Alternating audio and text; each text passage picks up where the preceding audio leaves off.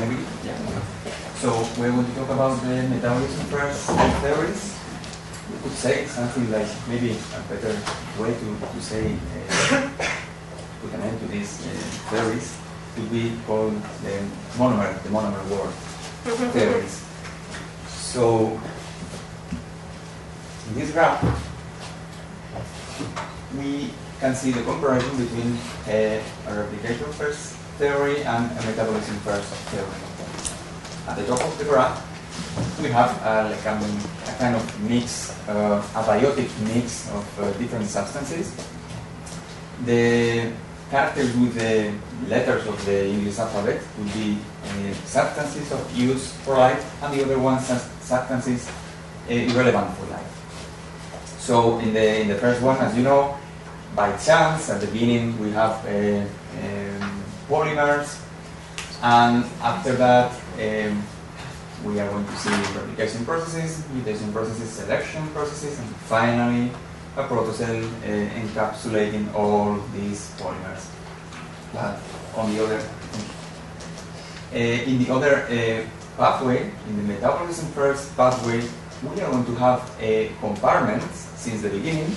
Later we are going to see autocatalytic processes within these compartments, and with time some of them could evolve to a more complex autocatalytic processes, bigger than the other ones, and finally these autocatalytic processes formed only with monomers could evolve to a way of polymerize these monomers, protocell.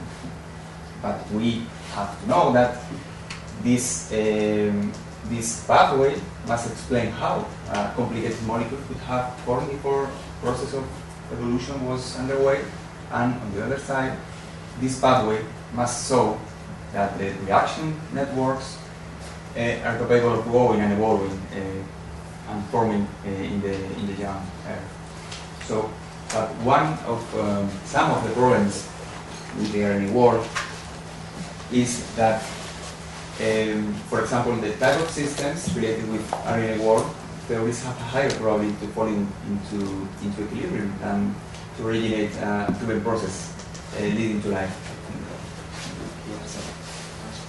And it's difficult to explain their spontaneous origin and selection without very specific scenarios as well.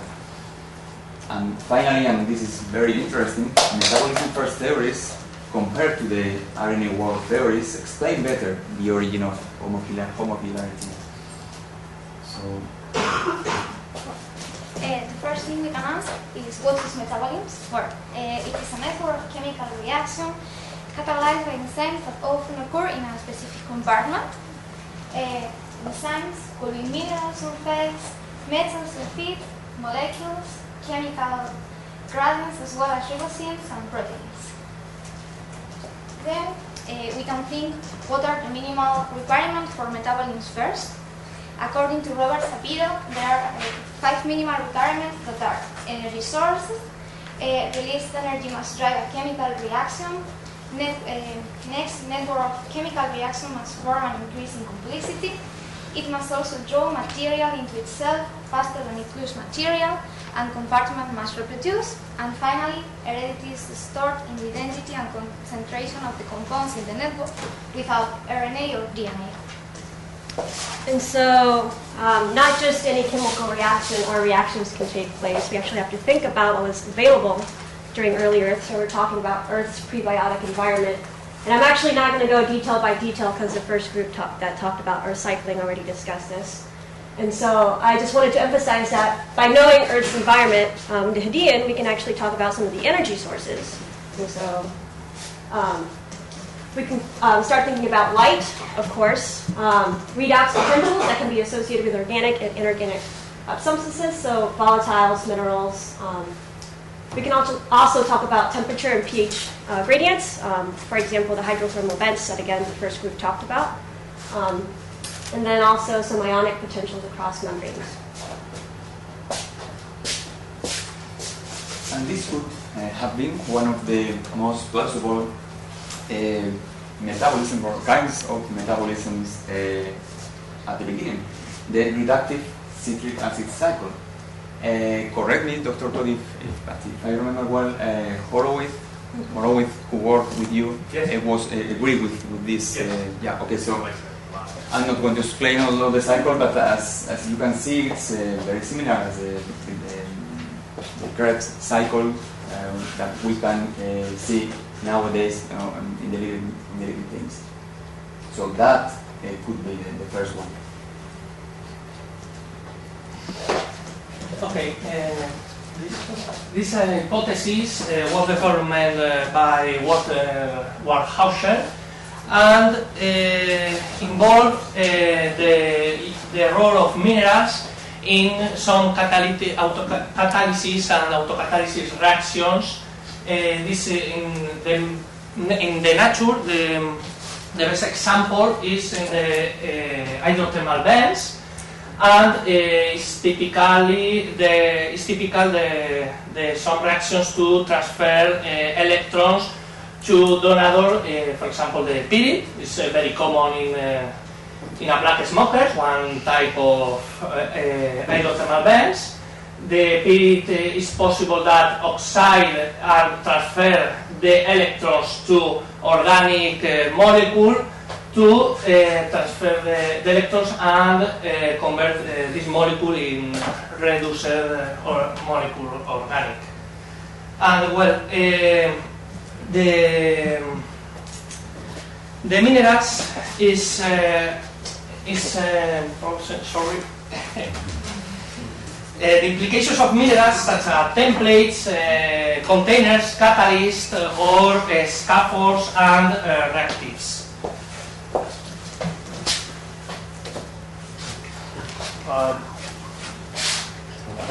In thinking about experiments, before you do experiment, you want to think about like have a model what your system is, right? So you think about life, and so there are really three interesting components. You can think of them as subsystems. So number one, you need some kind of compartment. So you have to have some kind of membrane so you can have material diffuse in and out. Number two, that you must have metabolic reactions. You have to transfer material that was thermodynamically not very likely. And now with enzymes or metabolism, you start to be able to do that. That's what life does, right? And number three, you have to pass that information on. If you don't pass, you can't sustain it, right? So, thinking about an experiment about the origin of life, you kind of stuck because you have to make all three components at the same time, right? So most experiments so far are focusing on making them individually. How to make RNA, how to make proteins, or how to make lipid membranes. And I think it's time to synthesize that idea, but trying to come up with a scenario to produce a minimum cell that contains all three components.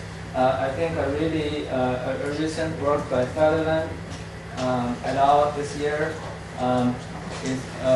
made some really promising steps. So what they showed is that they proposed a scenario. So under this scenario, precursors of ribonucleotides, amino acid, which is components of protein, and lipids, okay, they can form at the same time. What they propose is that number one, you start with some kind of impact on the early Earth. What happens is the hydrogen cyanide is dissolved in the water, and after that you have a relatively warm Earth, so you start evaporating all that material. Okay, so you start producing salts that follows. It doesn't. It's not going. Oh, porque yo di esto, sorry. That follows a type of gradient. So it's interesting. You're actually setting up chemical reactors in a spatial scale. Okay? And then what happens is when you have rainfall, you start to have tiny streams and rivers, and it's important to see that these are different. So each stream contains slightly different material, and then you mix that material in a sustained fashion and in a little pond. Okay, so under the solar radiation, you keep starting all that reaction that is able to make all the ingredients of life in the same place. What I'm thinking about a new experiment, new direction could be that something on the line of this, to think about a system that can sustainably producing ingredients of life, just like in these little streams. Then you can think of the environment doesn't have to be on the surface. It could be in a deep water environment, and you just need to focus on this concept of making a minimum cell. Then, okay, what are some of the main problems of this area? First of all, the amount of alpha-catalytic processes that could be important for the origins of life is quite varied, and it has a lack of a solid body experimental results behind them, so it's an important problem nowadays. And it's important to know that chemistry related with these protometabolic processes would not be robust enough without enzymes. Maybe enzymes are more important than we think so. And finally, side reactions in the network would act as drains of intermediate molecules, and the whole cycle turns over, stops. So that's a problem.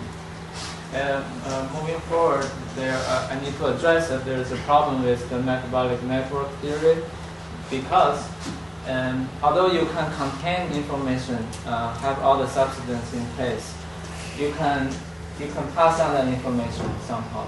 But it's very difficult to evolve this kind of network to adapt new environments.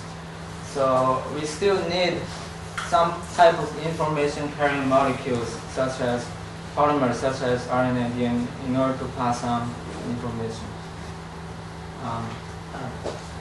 In conclusion, for one hand, we predict a possible transition from monomer world to RNA world during the emergence of life, and for other hand, we combine both theories in a single theory to solve the origin of life. Thank you, and thank you much for your attention.